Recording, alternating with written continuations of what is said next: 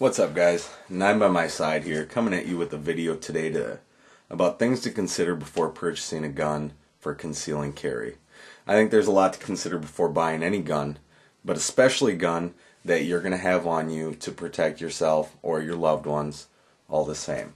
Okay, this has got to be a gun that you can rely on, a gun that you trust, and a gun that'll always be there for you. So some of the things you should consider first is size. You should always consider size. Is this something that you're going to be able to carry comfortably every day?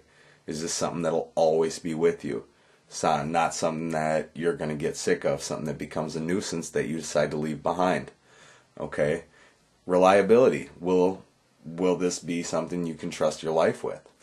Do you know every time you pull that trigger it's going to go bang? Accuracy. Can you hit what you're shooting at every time?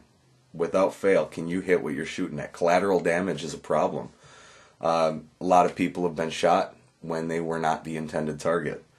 Field stripping and maintenance. Is this something you can take apart and put back together and keep up maintenance on? Firepower and caliber. Do you have enough rounds that are large enough to stop anything that poses a threat to you or your loved one? And that's not just people. That's animals as well.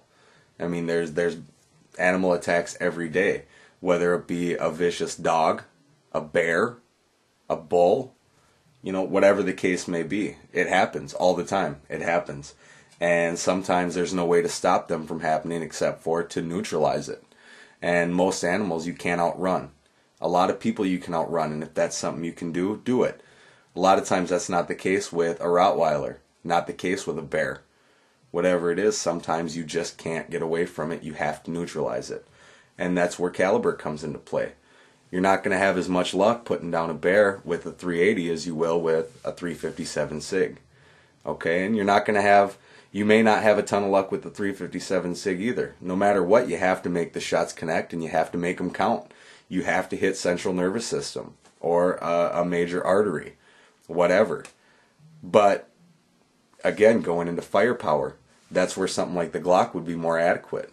You have twice the rounds in the Glock as you do the LCP. Now, I think the LCP is an adequate gun to carry for self-defense, but I think it's adequate against the bad guy. I think it's adequate against another person that's posing a threat to you. I think that if a person is posing a threat to you, more than likely they're within 20 feet. And that's where the LCP is not a very accurate gun, but I think it would be accurate enough at 20 feet. I also think 7 rounds is enough at 20 feet also. But again, that's just for a person. There's more to consider as a threat than just a person. So for me personally, the Glock is something that I carry. It's size efficient, weighing in at just over 20 ounces. It's not very large. It's still a compact gun, but it's still got all the firepower. It's got 13+1. It's a full-size caliber, unlike the LCP. It's a 380. It's a small caliber. It's a small pistol, so the recoil is substantial. Okay, there's also, again, accuracy. It's inaccurate. Shooting this gun accurately past 20 feet is tough. It's real tough, and it would be even tougher in a stressful situation. So, just a few things to think about. Also, before you ever purchase a gun, I think it's a great idea to try to find a way to shoot it before you buy it.